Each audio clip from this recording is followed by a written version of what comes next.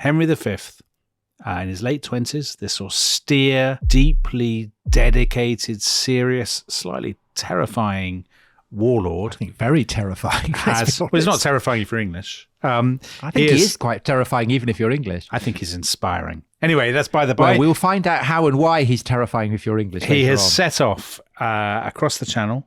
His destination, Harfleur, a nest of pirates who are state-sponsored pirates, I suppose it's fair to say. This is going to be his first target on the French mainland. His ambition is not just to capture Harfleur, but is to use Harfleur as the springboard for a wider campaign in France to capitalize on the chaos there and initially to annex the formerly English territory of Normandy. But Tom, like a man invading Russia, he has made a mistake, hasn't he? He's started too late in the year. Yeah. So it's already mid-August by the time they land at Harfleur, which means that Henry, he needs to capture the town very, very quickly, because otherwise, as you say, it'll be too late. Autumn will be coming on. So he needs to crack on. So he's in the mouth of the Seine, in this kind of great bay. And as we described at the end of the last episode, there's this rocky beach, there's a shallow cliff, there's a kind of plateau, and Harfleur is 3 miles away. And Henry has chosen it because it is so unexpected. It is therefore unlikely to be guarded. But of course, he needs to be sure. And so he turns to a Holland, I'm very proud to say, specifically the 19-year-old John Holland, who is the son of the Duke of Exeter, who'd been a half-brother of Richard II and had been embroiled in the first great conspiracy against Henry IV back in Epiphany 1400. And he'd been executed. And so poor John Holland hadn't been allowed to inherit his father's titles, but he's, hoping to create a good impression on this campaign, right, and maybe get them. And he does create a good impression. And I'm happy to say that he actually gets his titles the following year. So that's good to know.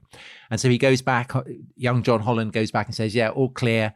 And so the landings begin, and you have these shallow kind of barges which have been brought over the channel, and men and horses are loaded into them. And then they come crunching up onto the rocky beach. And the whole process takes 3 days. And, as anyone knows from, think about the later Normandy landings on D-Day, it's the landing that is always the most dangerous, particularly if you're being attacked. Yeah. So the fact that the English are not attacked, this is a good start for the campaign. Because the French don't know that they're there. They've been taken by surprise. Don't. And therefore it's too late to marshal the resources that would enable them to oppose the landing. So on the 17th of August, so 3 days after the landing, Henry is ready to advance on Harfleur, and he invests the city on the western side, which is the side nearest the landing point, and he's occupying the heights kind of above the city. And on the evening of the following day, he wants to invest the heights that stand on the other side, so on the eastern side. And so he sends his brother, the Duke of Clarence, with a large part of the English army to do that, so that they will then be on both sides of Harfleur. Yeah. It's actually a tricky task, because Harfleur has this river, the Lézard, which flows through it. And on the south side, it flows through kind of mud flats.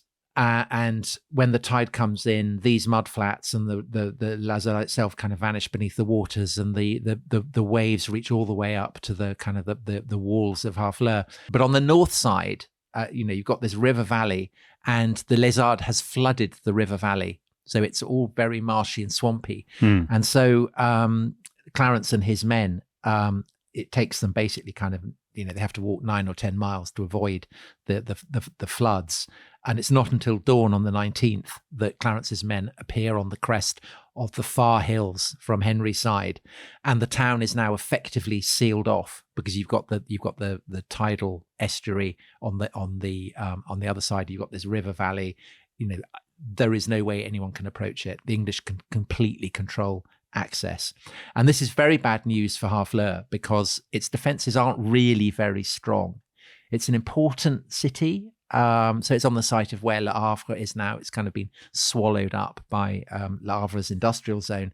And in the early 15th century, it covers about 20 hectares, population of around 4,500, 5,000 perhaps.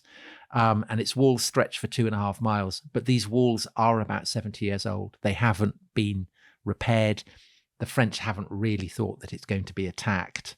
And so because the French haven't been anticipating an English attack, there aren't that many men. I mean, the garrisons may be, by some estimates, as low as 35, with a few crossbowmen who were there as well. And they haven't really stocked up on provisions. And to make things worse for the people of Harfleur, the Duke of Clarence, while he was marching around to take up his position on the opposite heights to Henry, had captured a wagon train with provisions and indeed some cannon. Yeah. So this is bad. But there's an interesting sort of, not paradox exactly, I'm not sure what the word is, an irony or something. Henry has landed in a kingdom that he believes is his own. So Harfleur is the first target. And this is the first test, I suppose, because is he going to come as a rampaging king of England, fighting his ancestral enemies, or is he arriving as Le Bon Papa? Is he which is a reference from our French Revolution series to Louis XVI. Is he the benevolent French king returning to his own inheritance? What's he going to do? A promising sign for the people of Harfleur is that when Henry lands, he does not unfurl his banner. And if he'd unfurled his banner, that would be a sign that, pile in, crack on, loot and pillage and do everything you want. He doesn't do that. And he issues various ordinances of war, that there are to be no attacks on churches or priests or on women, and no setting fire to crops, no incineration of buildings. He's to that extent, he is the King of France. He's looking after his subjects. And listeners may be tempted to view this with skepticism. But I think that these ordinances of war, Henry is going to uphold them, because you said he's not particularly intimidating figure to the English. I think he is, because he is going to punish infractions. So even before he'd set sail from England, a group of Lancastrian archermen had been coming south to join the expedition, and they had passed through my native town of Salisbury, where they behaved disgracefully. Oh, no. And attacked the locals and killed 4 of them. And they were very, very severely punished. So that's an example of what will happen if Henry's troops do not obey these ordinances. I think he's doing this both because he thinks it's his duty, his God-ordained duty, but also because he genuinely has hopes of winning the French round. We mentioned in the previous episode, Henry is kind of admired by people in France, but probably not by the people of Harfleur. Right. Who find themselves surrounded by his cannon and his archers. They are not in a mood to accept the fact that he's actually the King of France, and they should surrender to him. So they defy him. And that, of course, means that, in Henry's opinion, they are now rebels against their anointed In that case, king. they're fair game. They are fair game. And it's a pretty... So the assault on Harfleur is a bloody, brutal battle, isn't it? It really is, yes. And it's the first Norman town to be pulverized by artillery. Of course, it won't be the last. Right. And there's a French account which describes Henry's cannon as being of monstrous size, spewing out great boulders amid clouds of thick smoke and a noise like the fires of hell. And so once more onto the breach speech that Henry gives, this famous that you delivered so beautifully in the previous episode. It's actually pretty accurate, because it is all about using the cannon to blast holes in the walls and then English soldiers forcing their way through the breach. But the problem for Henry is that all the rubble and the devastation means that there is raw material for the citizens of Harfleur to use to patch up every breach. So actually the siege is going on longer than he'd hoped, and it's having to inflict more damage on Harfleur than Henry had hoped, because of course what he wants is to make it into a kind of second Calais, an English stronghold. And if he's smashing the walls and pulverizing all the buildings, then that's really bad. He's going to have to repair it. And it also means that if he captures it and there are great holes in the wall, then the city will be very vulnerable to recapture. Yeah. So all of this is bad news, and there is also further bad news for Henry, which is, as Anne Curry, the doyenne of Agincourt historians, puts it, that Henry had too large an army for the purpose. And what she means by that is that they are forced to camp in quite marshy and therefore pestilential areas, because there's this floodplain, and so it's not a good place to be. And sickness starts to spread through the English camp. And Thomas Walsingham, the monk at St. Albans, he talks about how there are fetid corpses of animals who've been drowned in the flooding, who are kind of floating down. And this is not a good sign, if you're camped out. There are also reports that they've eaten over... there are also reports that the English eat underripe grapes, which is not good for the bowels, and shellfish. So yeah, you don't want to mess with the shellfish. Yeah, so people fall very ill. The Duke of Clarence among them, the Earl of Arundel, Henry's great friend. He falls of course, sick. All this raises the issue that it's all very well to be great at fighting battles and to have loads of archers, but an assault on France requires you have to supply your army and keep it supplied and healthy a long way from your native land. So there is no supply chain, I guess, once you go inland into France. So that's going to be a problem for Henry further down the line, isn't it? It absolutely is. And of course, it's also difficult to replace men who you've lost to disease, which is by now starting to sweep the English camp. And so the people of Harfleur managed to hold out for 4 weeks, which is much longer than Henry had been anticipating. And by mid-September, finally, it's clear that, the end is clear. They've run out of food. They've had high casualties from Henry's artillery. And even those who are not being wounded by arrow fire or cannonballs are falling sick because disease is sweeping the city as well. And so on the 15th of September, they send a message to Clarence in his camp, asking for a 3-week truce. And Clarence says, no, but you can have 3 days. And on the 18th of September, the garrison agrees that it will surrender in 4 days' time. So on the 22nd of September, at 1:00 in the afternoon, if no French relief force has come. And Henry accepts this, and no relief comes. And so at 1:00 on the 22nd of September, all the captains and the leading citizens of Harfleur walk out in sombre procession, and they walk to Henry V, who is in his tent, and he keeps them waiting on their knees for a long time before he will even look at them. And the mayor of the city has the keys of the town, and he hands them over to the king. And the city has now surrendered, apart from a tiny group of holdouts who continue to hold out in the tower for a few more days. And the king says he will not, as he feels entitled to, completely annihilate them. But his terms are pretty brutal. The garrison are to be treated as prisoners of war. The old and infirm are expelled, and the women and children are given the option of either staying or kind of leaving the town, probably heading for Rouen. And Henry isn't being cruel here. He's essentially giving them the chance to get out of a place that is, a hellhole, basically. It's been a scene of war, there's disease and everything. So he gives them money if they want to go. So this is the end of September. It's gone on much longer than he thought. Autumn is coming in after winter. He's lost already. Some of his men have been lost, presumably killed in the siege or to disease. Harfleur is a definite victory for England. I mean, it's a feather in his cap. What are the French? So the French at this point, they've suffered this great humiliation, I guess, of Henry landing on their coast. I think it is seen as a humiliation across France. Right. Yes. And what are they going to do about it? Well, it's not just that it's been lost, but that no attempt was made to relieve it. And so, of course, in situations like this, you always have the blame game.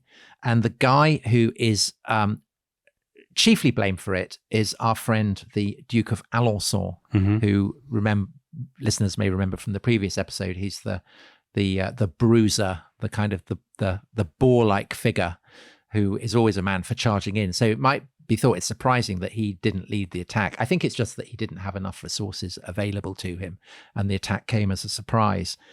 So he's dismissed as the commander in chief in Normandy, and he is replaced by the most famous soldier, and maybe not just in France, but in the whole of Christendom.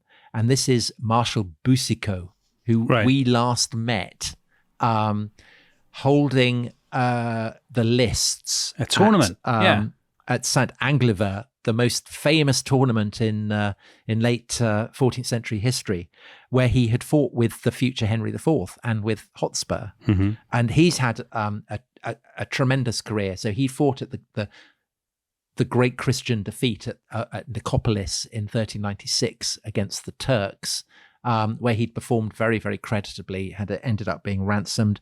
He'd then helped the Roman emperor, the Byzantine emperor, Manuel II, against a Turkish siege of Constantinople. He'd come back to France. He'd founded a chivalric order dedicated to the ideals of courtly love.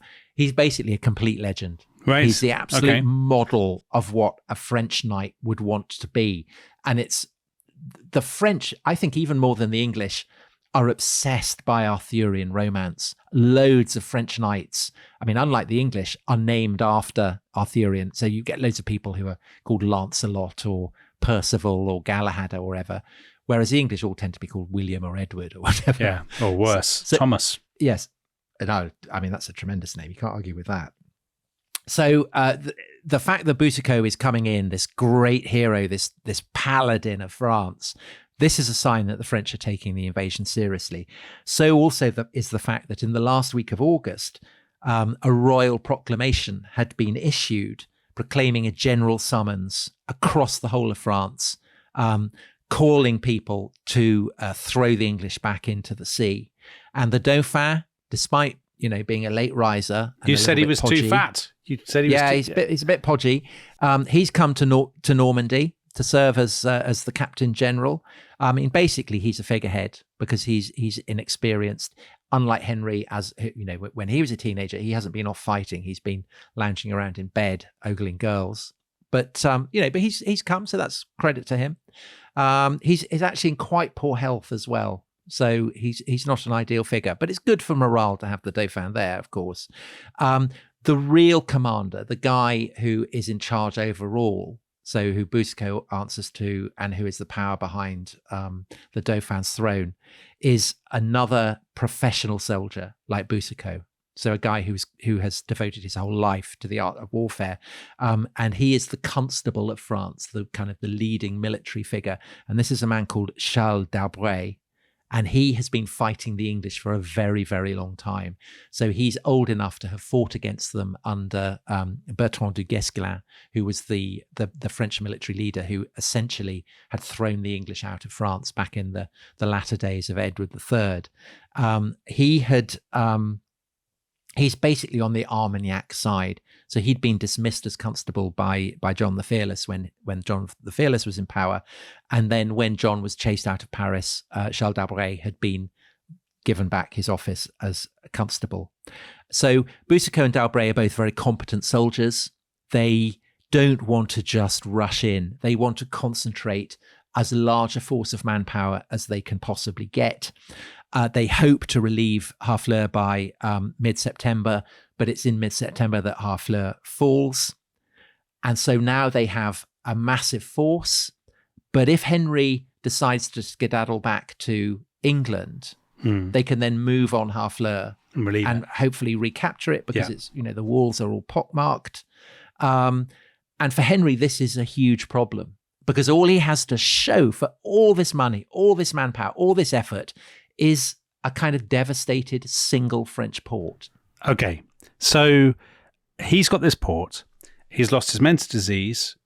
Two of the big wigs in his expedition, so Clarence and Arundel, they actually have to go home because they are invalided out. Yeah, and Arundel dies a few days after landing in England. The clock is ticking towards the end of 1415. He's obviously not going to take Normandy by the end of the year. So he could go home And he doesn't go home, does he? Because he thinks that would be that's not enough of a return. I mean, he'd basically be a humiliation. So what does he do now? That's the question. Well, the first thing he does is challenge the Dauphin to a duel, which, unsurprisingly, the Dauphin's not very keen. So a description of the Dauphin at this time from someone who was in his train. The Dauphin was fat in his body, heavy and slow, and not at all agile. Right. So I think if that's your level of training, you wouldn't want to go head to head with him. The Dauphin is not dual body ready. He is not dual body ready, no. So when the option for of having a duel is thrown back in his teeth, Henry decides that what he will do instead, rather than sail back to England, is he will march from Harfleur across northern France to the other port that England holds, which is Calais, and he will then sail back to England from Calais. And what's the point of this march? It has several advantages. So the first is it spares him the embarrassment of leaving for England early. By going across France, he's making a public proclamation of the fact that there is nowhere within his kingdom that he cannot visit. He has the right to go where he wishes. Okay. It means that he can leave his fleet at Harfleur to keep the garrison there supplied with building materials and with more men and with food. Yeah. So that's important because he cannot afford to lose Harfleur. And of course, it also means on that score that if he's marching across France, then the likelihood is that this vast French force which is gathering will go for him rather than for Harfleur. Well, that's the key thing, isn't it? That so he's a kind of decoy. He's drawing the French army away from his one captured city, his one prize. And maybe he'll get to Calais and be able to spend the winter in Calais. Is that what he's thinking? No, he'll sail back. When he gets to Calais, he'll sail back and he'll be able to, give a good talk. I've captured Harfleur. I've marched through France. They couldn't stop me. Okay. It's great. But my hunch is, and we have no way of knowing this, but my hunch is also that Henry suspects that he will get a battle. And I think that he alone, maybe in the entire expedition, wants this. And he wants it, I think, because he thinks he will win this battle for all the reasons that we looked at in the previous episode. But also, I think because as the Christian king that he is, he wants to put it to the test. He wants to reassure himself that God is on his side, that he is entitled to the throne of France. He knows that God is on his side. God's an Englishman. He knows that God's on his side. Well, I think that is why he's prepared to take this enormous risk, because it is a huge risk. There is this vast army accumulating. He knows that if he's cornered and defeated, disaster will follow. I mean, he'll either be killed or maybe, from England's point of view, even worse, captured, because that would then bleed England dry, or at the very least, or maybe alternatively precipitate a coup against the absent Henry, the collapse of the Lancastrian regime. So the stakes are now even higher than they were when he was setting sail from England earlier in the year. And that's why a large majority of his council, when he summons them and says this is his plan, they urge him not to do it. And Clarence, his brother, is very, very insistent. He's sick. He's about to leave home. He's obviously not in a good mood. He doesn't feel that the expedition is going well. But he's very, very blunt. He says, he warns Henry to consider the great and infinite multitude of their enemies, which then were assembled to prevent and hinder the king's passage by land, whereof by their spies they had knowledge. So they know what is brewing. But Henry decides, I'm going to risk it. And so on the 8th of October, which I think not coincidentally is the feast day of the patron saint of France, Saint Denis, he leaves Harfleur for Calais. There is debate about how many men he has with him, and we'll come to this in due course, but probably about 6,000 men. Not a massive army, of whom about 5,000 are archers. So he's only got 1,000 men at arms. That's, to face a French army, that's not many. And off he sets. And effectively, the ball is now in the court of the French. The ball is in the French court, Tom. That tennis ball analogy again. Well, pursue it. What is going to happen? Also, most high and powerful prince, and my most honoured and gracious lord, of the news of these parts. May it please your lordship to know that by the arrival of divers good friends repairing to this town and marches, as well from France as from Flanders, it is generally reported to me that without doubt the king our lord will be fought by his adversaries within 15 days from this time at the latest. And it is said that the Duke of Lorraine, amongst others, has already assembled 50,000 men, and that when they all meet there will not be less than 100,000 or more. So that was William Bardolph, the Lieutenant Governor of Calais, and he was writing to Henry V's brother, the Duke of Bedford, who listeners may remember was left behind to run England, and he is writing to him on the 7th of October, the day before Henry V sets out from Harfleur on this very risky march all the way to Calais. And Tom, obviously these numbers, like basically all numbers before about 1700, are kind of made up, massively exaggerated, but what that letter captures is this sense that Henry is taking a hell of a gamble because the French will undoubtedly have a much bigger force. There are all these reports coming in of French troops assembling. What is he thinking? What's he playing at? Right. So Henry's objective, as we said in the first half, his aim is to march from Harfleur to Calais. And there's a priest in Henry's train. We've already quoted him, and he provides a kind of an eyewitness account of this expedition. And he says in his account that the direct route from Harfleur to Calais is about 100 miles. But Henry knows better. He knows that it's 150 miles. He's expecting that this will take 8 days to cover. And this should be doable. So Henry is leaving the sick behind. He's not taking them with him. Yeah. Because there's only about 6,000 men, they can use all their horses. So essentially they'll be riding rather than walking. And because Henry is not planning to lay siege to any castles or towns, there's no need to bring the cannon. There is, however, of course, a need to bring large quantities of arrows.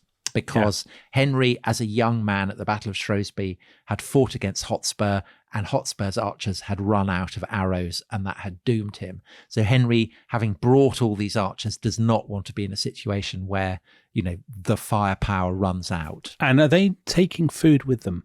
I mean, this is key, right? They think it'll take 8 days. Do they have 8 days worth of food to take with them? They do. So this is the assumption. It will take 8 days, and so they take 8 days worth of food. And again, because traditionally English armies going through France had, they'd done what were called chevauchée, great plundering sweeps through the French countryside. Henry is marching as an austere, committed king who thinks that he is the king of these people whose lands he's walking through. And Henry is making his march as someone who thinks he is the king of France. And so he is not prepared to allow that.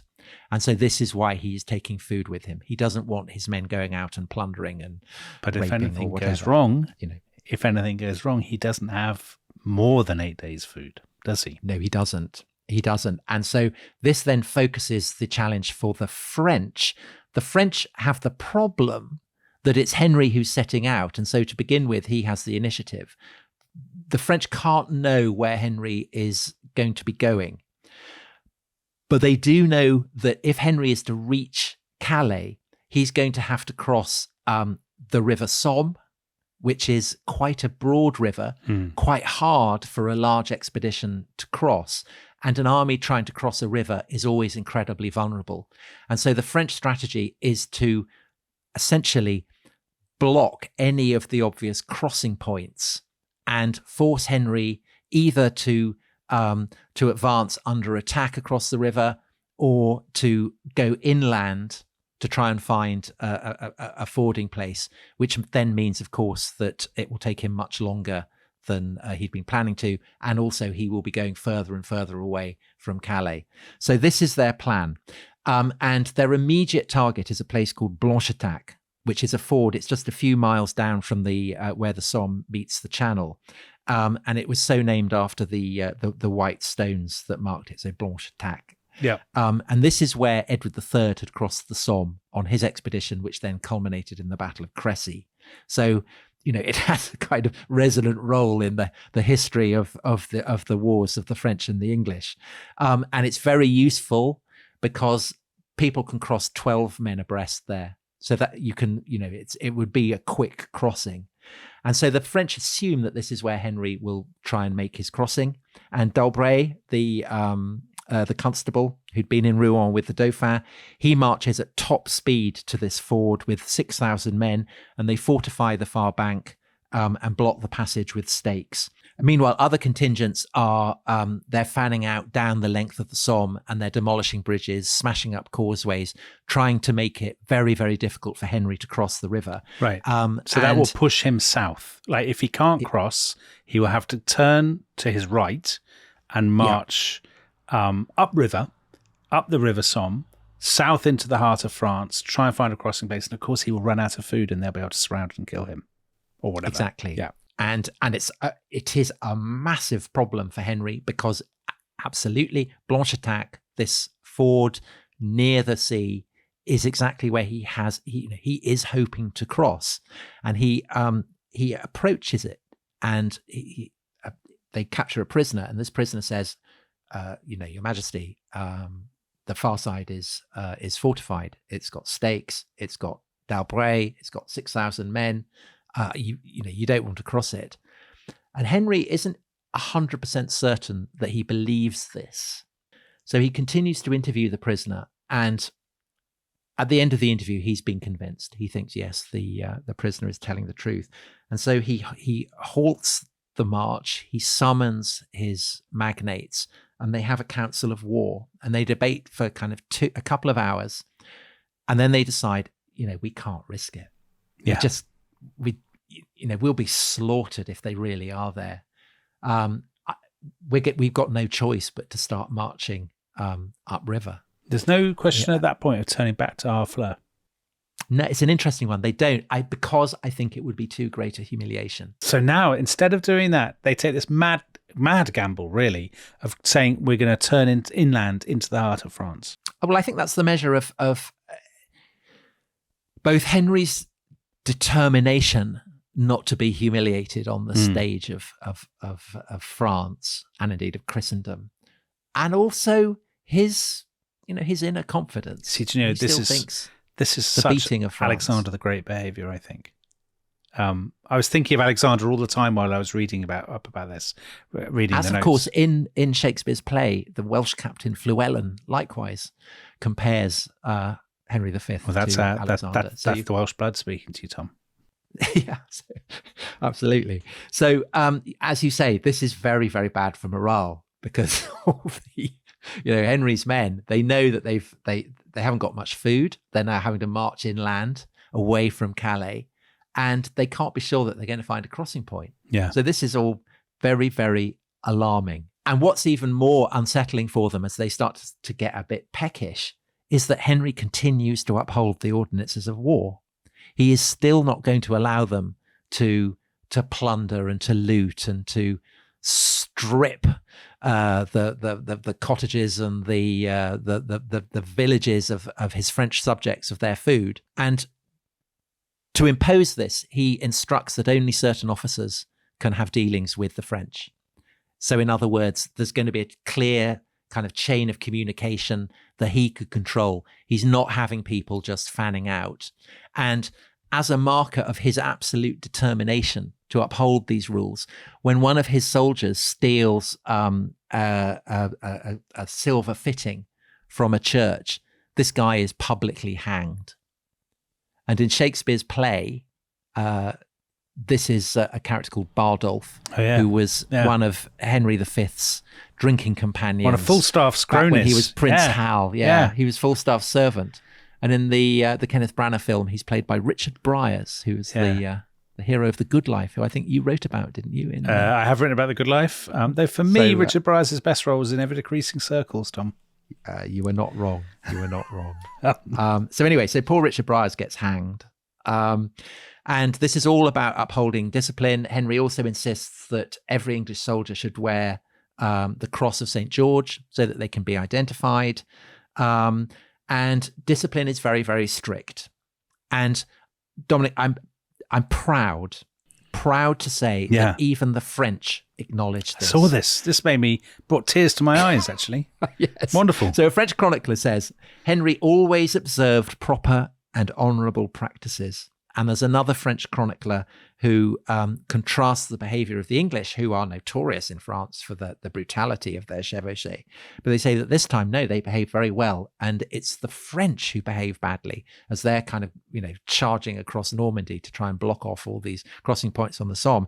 And they did nothing, according to this chronicler, save robbing and pillaging towns, monasteries and abbeys, and violating women. Plus ça change, Tom. I mean, that basically set the tone for the next 600 years, didn't it? I think the most ringing endorsement of the behaviour of the English on this march is given by Anne Curry, who it's fair to say is not team Henry V, but even she acknowledges that the overall impression is that the English were better disciplined. And that's coming from from a herald. So I mean that does mean something. Herald, so she'd know. Yeah. Yes. So I think all English listeners can feel very proud of that. So hooray for Henry. But of course, none of this helps them cross the Somme, and none of this helps them stay well fed.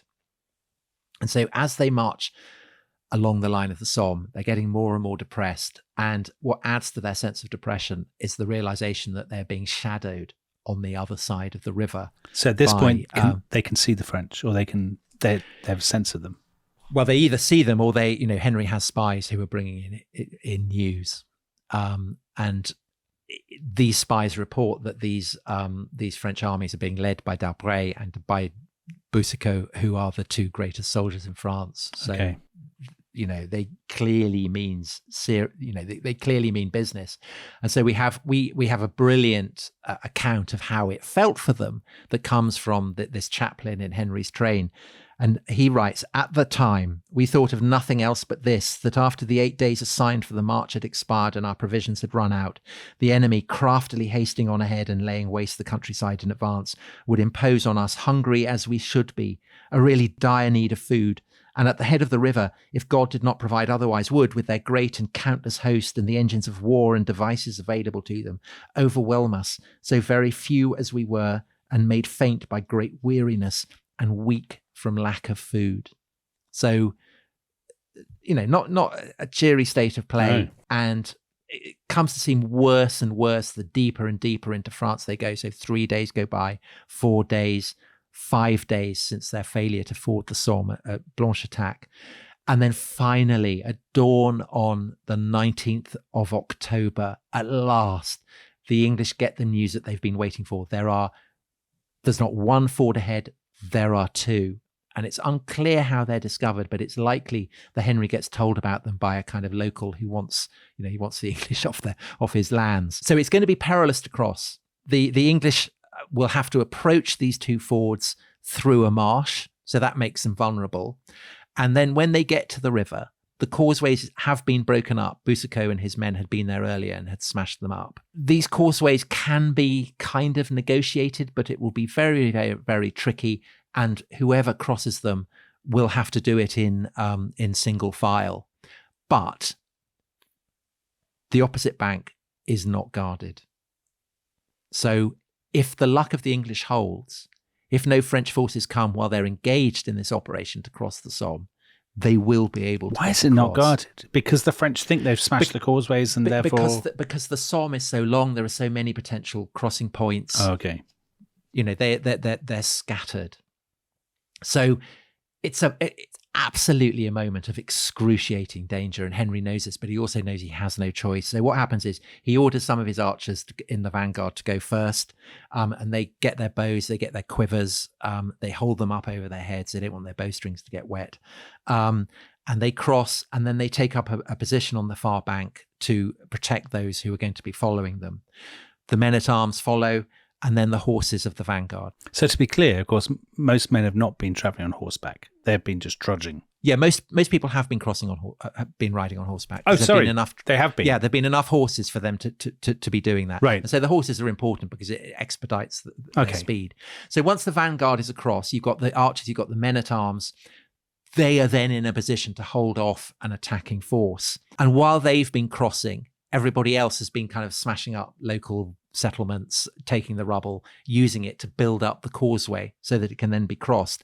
And by 1 o'clock in the afternoon, so that's taken them the whole morning, the causeways can be negotiated by 3 men marching abreast, and the full-scale operation happens.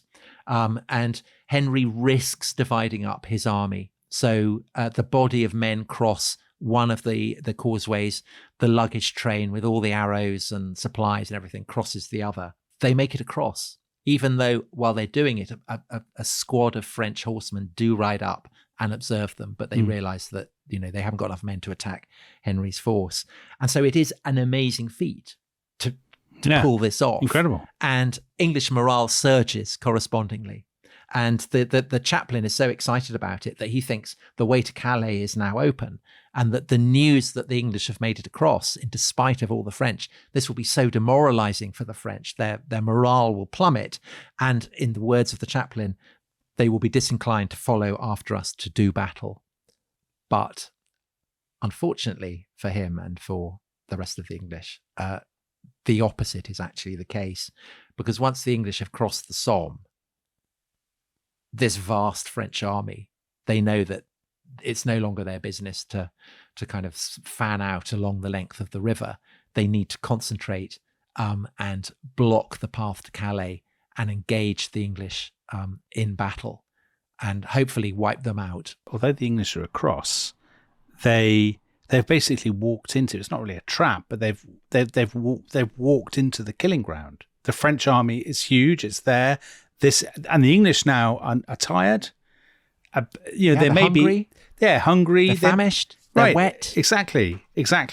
So it's like a kind of, imagine a 10-day walking holiday in the Lake District where you're completely lost. Yeah. Just rains all the time. You haven't got any food. And then you've got to have a fight at the end. And then you've got to fight the French. Yeah. So here's the wouldn't thing. Be fun. The constable is there. The guy Alençon the Bruiser is there. Boucicaut, he's there. Yeah, he's there. Yeah. What about the Dauphin? Because you said the Dauphin was, dare I say, too fat to fight. The Dauphin, so there's this great council of war where all these various magnates are in attendance. It's held on the 19th of October, which of course is the same day that the English are crossing the Somme. And it's agreed that if the English do manage to get across, then they will give battle. And as many men as possible will be summoned. So they shouldn't rush into fighting the English immediately that they've crossed the river. They should try and get as many people as possible to make the odds absolutely overwhelming, but that they should definitely fight. Now, what will be the role of the Dauphin, or even more, the king? Because ideally you want someone from the royal family to lead this expedition. It's decided that the king obviously is in no state. He's made of glass. It's mad to put him in a battle. It's not good, is it? You don't want him shattering. The Dauphin, as you say, is a bit podgy, but that's not actually the reason that I think why he doesn't go. It's because there are very vivid memories of Poitiers where the king got captured and that bled France dry. They don't want to risk any prospect of the king or the Dauphin being captured and then having to be ransomed. But there's also a more immediate and vivid reason, which is that the vast proportion of people in this Council of War are from the Armagnac faction. And so they are worried about John the Fearless, because Henry is about to advance into Burgundian territory. And they don't trust the Duke of Burgundy necessarily to be on their side.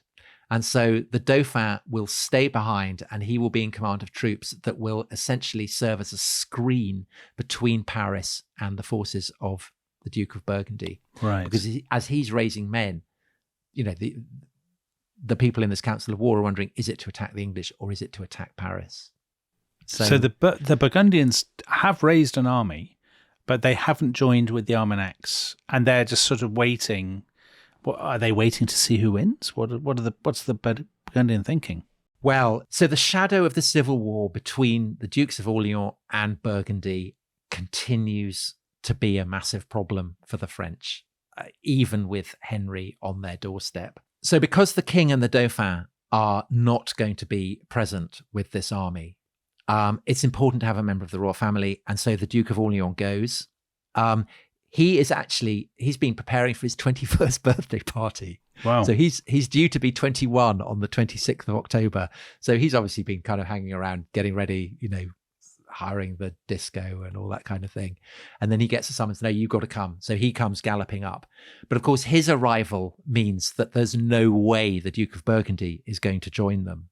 And actually, neither the Duke nor the Duke of Lorraine, who was mentioned by the Lieutenant of Calais, the reading that you gave at the beginning of this half, and it's feared that he'll be coming with vast forces. He doesn't arrive either because he's an ally of the Duke of Burgundy, and nor does the Duke of Burgundy's son, the future Philip the Good. He doesn't arrive either. And this will become a cause of great shame to both John the Fearless and to Philip the Good, the fact that they weren't at Agincourt. And John the Fearless subsequently will explain this by saying that he had been forbidden by the king and by the royal council to come.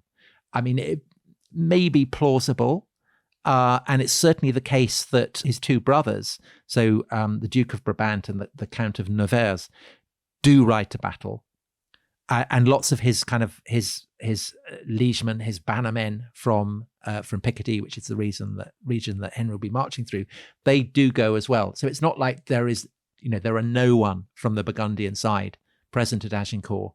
But I think that John the Fearless is deliberately sitting it out, because obviously if the Armagnacs get wiped out, if maybe the Duke of Orleans will be killed in battle, this would all be great for him, and he would then be in pole position to capitalize on it.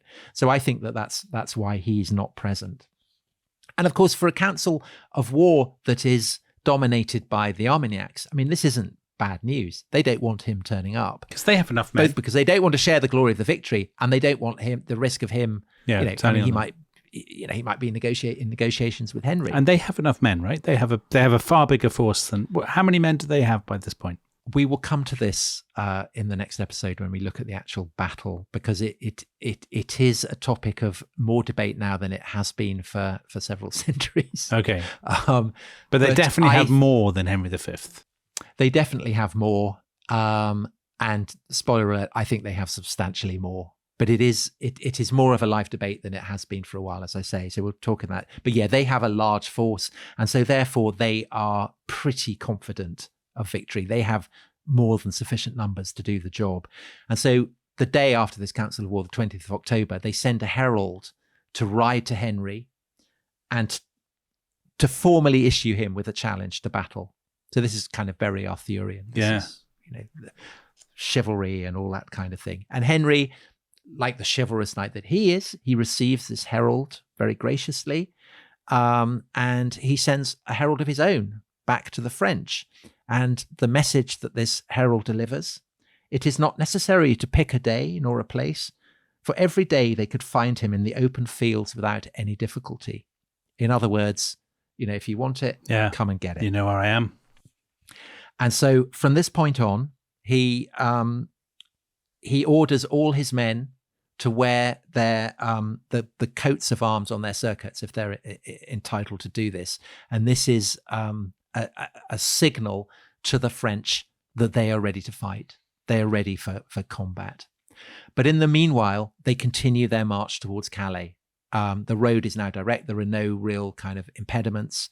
And they do it expecting the French to attack them at any moment. They are becoming increasingly nervous. The surge of morale that had followed the crossing of the Somme is starting to subside. And then their mood of anxiety is absolutely heightened by a time where they're going along the road and suddenly they see ahead of them that the road has been completely churned up. They can see that a massive force has gone ahead of them. And they realize that this must be the French forces under d'Albret and Boucicaut, the two great leaders of the French force, who are looking for a suitable place to offer battle. And so that at some point in the next day, maybe the day after that, they're going to find the French army drawn across the road to Calais, and they're going to have it's going to be impassable. But for 3 days after that, they continue marching northwards. The conditions are completely grim. It's There's icy rain, gusting winds. Their food supplies now are really, really low. They're all feeling really, really hungry. And the terrain is becoming increasingly kind of hilly. They're having to go up and down. And a lot of them are ill, aren't they, at this point? They have colds or dysentery or whatever, don't they? No, I don't think they're too ill. It's not like Harfleur. I mean, of course, some are. But no, I think they're despondent and wet and miserable and hungry. But they're still kind of just about in a fit state to fight a battle. But their hope is actually, as the days pass and they still don't run into the French, that maybe the French, maybe they'll do it. So by the 24th of October, they're only about 40 miles from Calais. I mean, they can almost feel that they're there.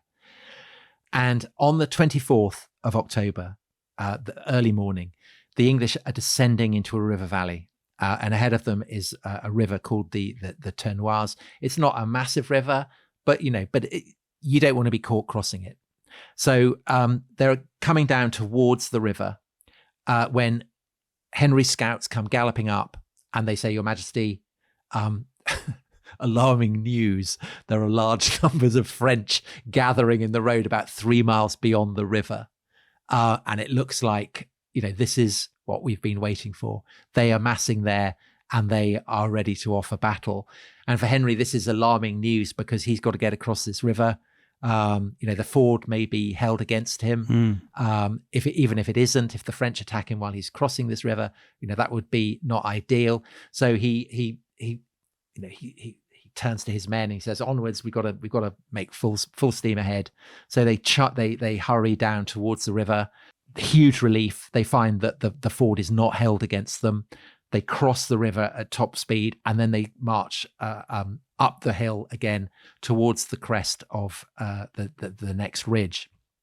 And they reach the crest of the hill, and at the top of the hill, they gaze at the vista that they see before them, and the sight is a terrifying one. And I quote, "About half a mile away, the grim-looking ranks of the French." And these ranks are being added to all the time. As they stand there on the ridge, the English can see ever more squadrons of French marching in, riding in, swelling the numbers of the army that is blocking the road to Calais. And Henry asks his spies, these two villages ahead of us, I can see that the French are kind of massing there around them. What are the names of these villages? And he is told, well, one of them is called Risseauville, and the other, Your Majesty, the name of this village, it is Agincourt. We will be back next time for the Battle of Agincourt. Bye-bye. Bye-bye.